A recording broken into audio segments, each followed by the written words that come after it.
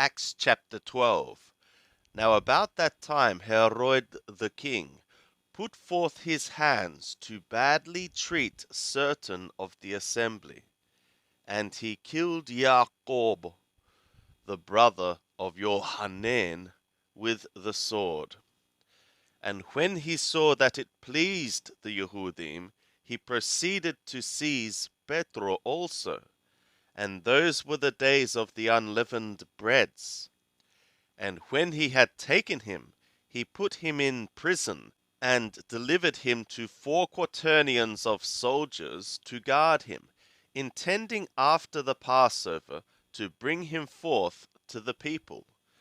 Petro, on the one hand, therefore was being kept in the prison, but on the other hand, prayer was being made earnestly of the assembly to the God for him.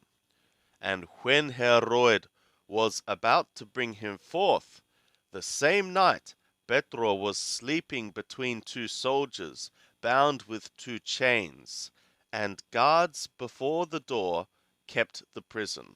And behold, a messenger of Lord Yahweh stood by him, and a light shined in the cell, and he smote Petro on the side, and awoke him, saying, Rise up in swiftness. And his chains fell off from his hands. And the messenger said to him, Gird thyself, and bind on thy sandals. And he did so. And he saith to him, Cast thy garment about thee, and follow me. And he went out and followed. And he knew not that it was true which was done by the messenger, but thought he saw a vision. And when they were past the first and the second guard, they came to the iron gate that leadeth into the city, which opened to them of its own accord.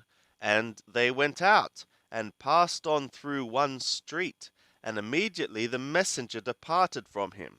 And when Petro was come to himself, he said, Now I know of a truth, that Lord Yahweh hath sent forth his messenger, and delivered me out of the hand of Herod, and from all the expectation of the people of the Yehudim. And when he had considered the thing, he came to the house of Maryam, the mother of Johanan, whose surname was Mark, where many were gathered together, and were praying. And when he knocked at the door of the gate, a maid came to answer, named Rhoda. And when she knew Petro's voice, she opened not the gate for joy, but ran in, and told that Petro stood before the gate. And they said to her, Thou art mad.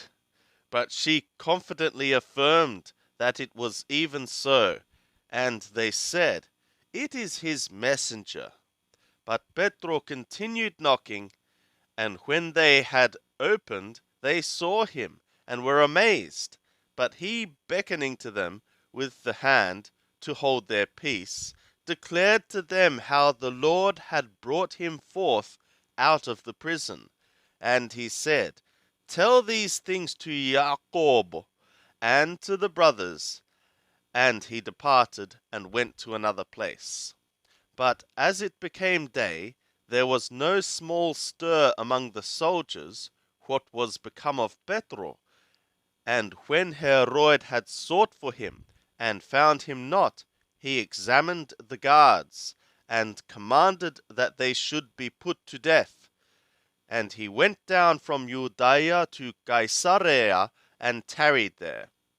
Now he was highly displeased with them of Thor and Sidon, and they came with one accord to him, and having made Blastus, the king's chamberlain, their friend, they asked for peace, because their country was fed from the king's country. And upon a set day Herod arrayed himself in royal apparel, and sat on the throne, and made an oration to them. And the people shouted, saying, The voice of a God, and not of a man. And immediately a messenger of Lord Yahweh smote him, because he gave not the God the glory, and having become worm-eaten, he expired. But the word of the God grew and multiplied.